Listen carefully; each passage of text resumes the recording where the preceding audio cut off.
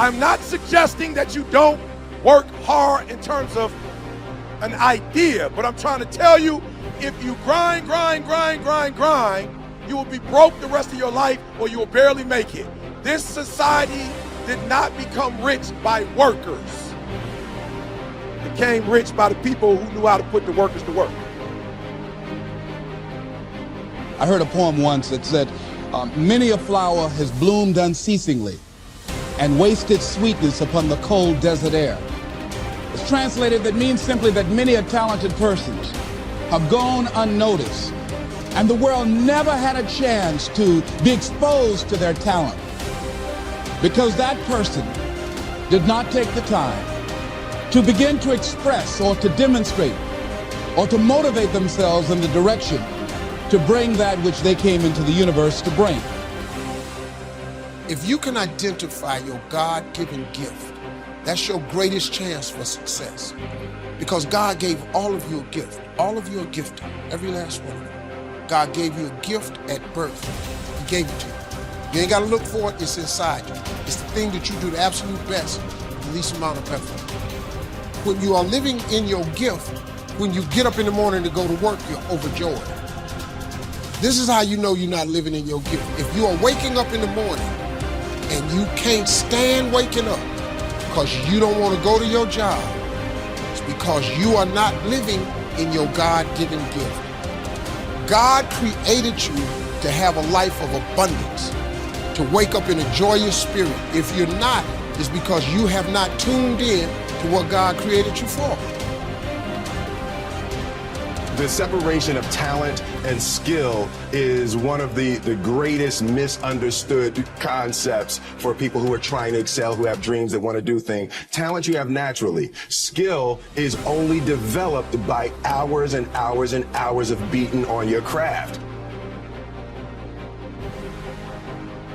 Life is not just watching the clock tick away.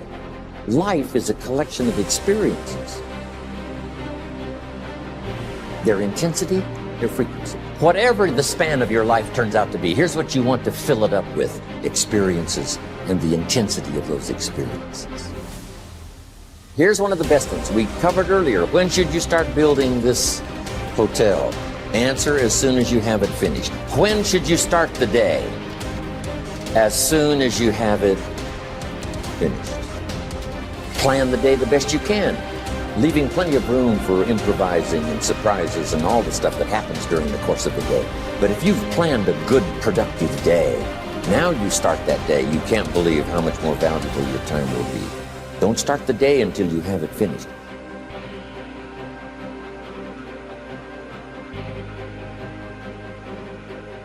Weak people are a problem in general. And I don't mean physically weak, I mean cowardly, let's say, and deceitful, because I'm thinking it more in terms of moral weakness.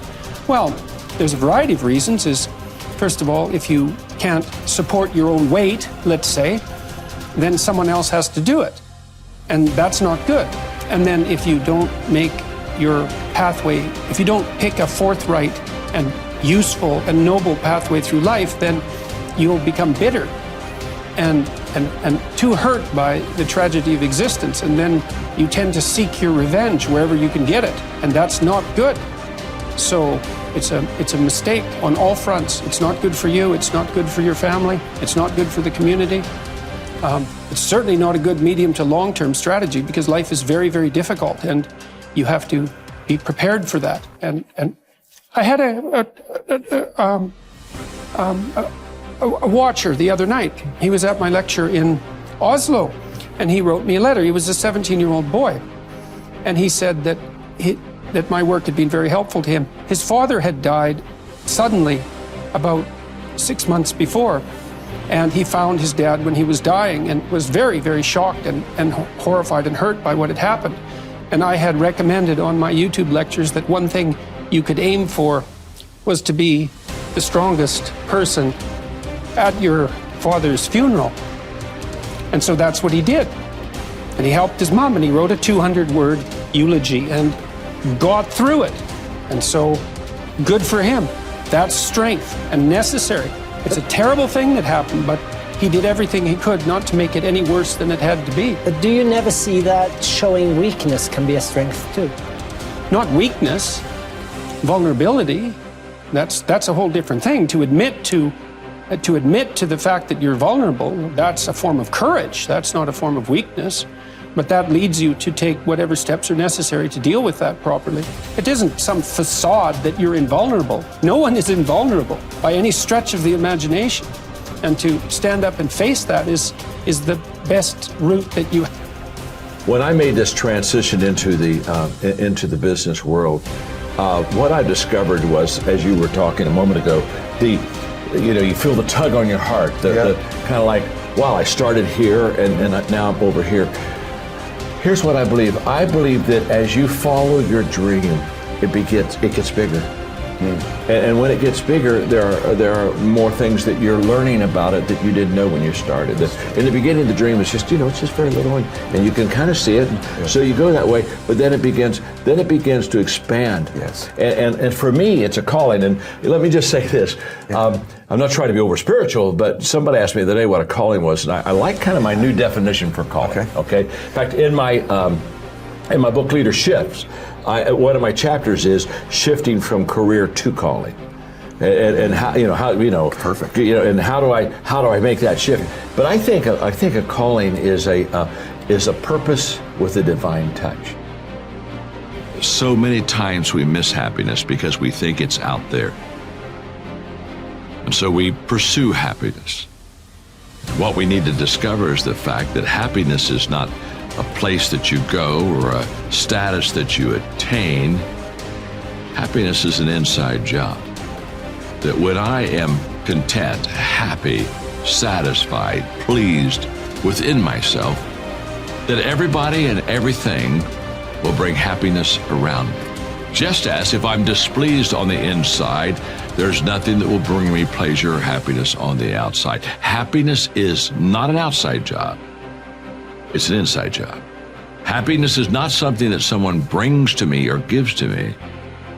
It's something I bring to myself and give myself. So give yourself today the gift of happiness. It's your choice. And guess what? The moment that you are happy within, there's a whole bunch of happiness that you're going to experience on the outside. The only thing you have to believe in, hear my words. The only thing you have to believe in right now is that humans are capable of learning. That humans, for whatever reason, nature has chosen to not endow us with a whole bunch of pre-programmed things. So for instance, a baby horse, a foal, I believe is how you say that. When they're born, they can already walk. Literally, boom, they come out and they're walking and all is well, because that's all hardwired into them. But a horse is a horse is a horse, and they're going to stay a horse, and that's that. And you're never going to find a horse reading Chaucer. Just not going to happen. So that's all those decisions are pre-wired. Humans, on the other hand, come out. They cannot take care of themselves. They're a lump of flesh. They basically know how to suckle, and that's sort of the extent of it. But now humans have the ability to go in all these crazy different directions, and they can learn to become an astrophysicist. They can learn to become a carpenter, a doctor, an astronaut. The number of directions that humans can go in is crazy. The amount of what was once known as junk DNA we now know as epigenetic signaling. The way that we can respond in all these different directions to our environment and things we choose to focus our energies on is truly unique to humans, is just absolutely astonishing. So understanding that that's baked into the human animal is the ability to learn and go in any direction. So once you realize that humans are adaptation machines, that we can learn anything, now it's okay, whatever you want to do, you can do it as long as you're willing to pay that price. I'm not saying that it's not going to be hard. It is going to be very, very hard. I'm just saying that it is doable and that you will receive a return on investment in your energies. And that's what people need to know and believe to the core of their being, that my time in this direction will be rewarded. Now, here's where people f themselves up. There is this retarded debate about whether or not it is hey, am I pre-programmed? I'm good at math, and so that's it, and I should go do things that are math, or I'm good at verbal, and I should go do things that are verbal. I'm naturally gifted as an athlete, so I should go be an athlete. Look, I'm not saying people don't get early wins. People get early wins. And if you happen to love the thing that you're getting early wins, and that's awesome, man, and you will find it just a little bit easier. You've got a headwind or a tailwind, I guess, a tailwind. You have a tailwind. And so that, yeah, love that. But if the thing that gives you the most energy in life is something that you have no natural inclinations for, go learn that. When I say that I have zero natural ability as an entrepreneur, I mean zero. I had to learn everything from not being lazy, to problem solving, to overcoming my paralyzing fear, to look at world like a puzzle, dealing with anxiety. Literally, it was comical as I was going down my journey in the beginning as an entrepreneur to figure this shit out. Ridiculous.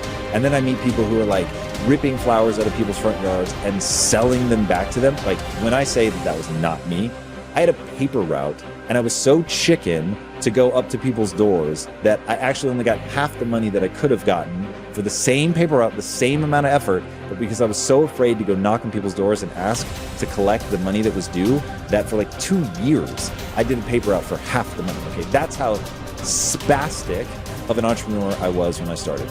So you can learn this stuff. Now, my goals demanded that I learn entrepreneurship, so I learned it. So that's what I want people to understand. What is your goal? Work backwards from there.